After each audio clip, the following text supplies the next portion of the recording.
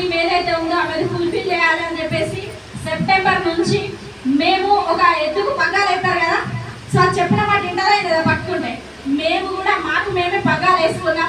ఎవరి మాట వినదు, ఎవరు దిక్కు చూడద్దు. నెగిటివ్లు వస్తాయా రావు అందరికి? ఖచ్చితంగా వస్తాయి కదా. సో మేము డిసైడ్ అయినాం, మేము ఎవరి మాట వినద్దు, మా పని మేము చేసుకోవాలి. ఎందుకంటే మాకు ఊపిరి పోసింది వెస్టేజే, మా ఊపిరి రీసెంట్ కూడా వెస్టేజే కావాలని డిసైడ్ అయినాం. సో అప్పటి నుంచి మేము స్టార్ట్ చేసినాం. మేము పోయే క్రమంలో ఒడిదొడుకులు అందరికి వస్తున్నాయా లేదా? వస్తున్నాయి కదా. సో అందరు కూడా మమ్మల్ని అంటుండే మొన్నటిదాకా నువ్వు 40 గోళీలు వేసుకున్నావు, మొత్తం చచ్చిపోయేటట్టు అయినావు, అంతా అయిపోయిందని కిందేసే రోజులు వచ్చినాయి. మళ్ళీ బ్యాగ్ వేసుకొని పోతున్నావు, 2 చిన్న పిల్లలు ఉన్నారు, అదేదో 4 గోళీలు వేసుకొని ఇంట్లో ఉండొచ్చు కదా, నువ్వు ఎందుకు తిరుగుతున్నావు అని అన్నారు. కానీ నేను ఎవరి మాట వినలే. సో వెళ్తూనే ఉన్నాం. సారు నేను ఇద్దరం కలిసి వర్క్ చేస్తూ ఉన్నాం. సో అట్లా మేము తీసుకుంటూ ఒక 3 నెలలు సీరియస్గా బిజినెస్ చేయడం స్టార్ట్ చేసినాం. 4 నెలల్లో మేము స్టార్ట్ అయ్యారంటే 20,000 ఇన్కమ్ తీసుకున్నాం. బాగుందా లేదా? సో ఒక హౌస్ వైఫ్ ఏమైనా కోరికలు ఉంటాయా అండి? ఉంటాయి, కానీ అవి నెరవేరాయి. ఓకే, సో ఉంటాయా? సో అప్పుడు నేను అనుకున్నా ఈ ప్రపంచానికి నేనే లేననుకున్నా కదా, నేను మంచిగా అయినా. ఒక కోరిక నెరవేరిందా లేదా? నెరవేరినట్టే కదా. సో దీంతో పాటు మనకు కూడా కొన్ని డ్రీమ్స్ ఉండాలి అని అప్పుడు బిజినెస్లోకి వచ్చిన తర్వాత అర్థమైంది. ఈ డ్రీమ్స్ని మనం పెట్టుకోవాలి, మనలాంటి ఆరోగ్యాన్ని 100 మందికి ఇవ్వాలి, ఖచ్చితంగా మన డ్రీమ్స్ ఫుల్ఫిల్ కావాలి అని చెప్పేసి నేను కూడా. సో నాకు ఒక 8 ఇయర్స్ 9 ఇయర్స్ నుంచి స్కూటీ అంటే చాలా ఇష్టం ఉంటుండే. కానీ హౌస్ వైఫ్ స్కూటీ నడిపే ఛాన్స్ వస్తుందా అంటే రాదు కదా. సో కంప్లీట్ నా ఆరోగ్యాన్ని పక్కకు పెట్టేసిన, నేను హ్యాపీగా ఉన్నా, మంచిగా ఉన్నా, నాకు అసలు ప్రాబ్లం ఉన్నదన్న విషయమే మర్చిపోయినా. సో మైండ్ అంతా డిప్రెషన్ ఉంటుండే. వెస్టీజ్కి రాగానే నా డిప్రెషన్ మొత్తం వెళ్ళిపోయింది. మంచి హెల్తీగా ఉన్నా. అదే డాక్టర్ డయాలసిస్ అన్నాడు, అదే డాక్టర్ హెల్తీగా ఉన్నామని చెప్పిండు.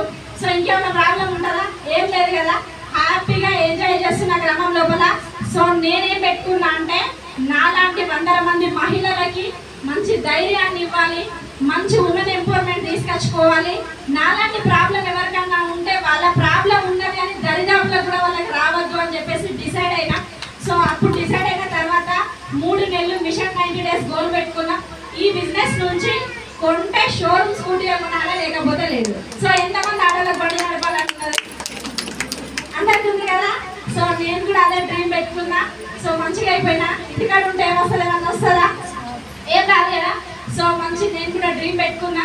సో మిషన్ 90 డేస్ పెట్టుకొని సో అదే షోరూమ్కి వెళ్ళేసి 1,10,000 ప్లెజర్ ఎక్స్ప్రెస్ స్కూటీ తీసుకున్నా. బాగుందా లేదా?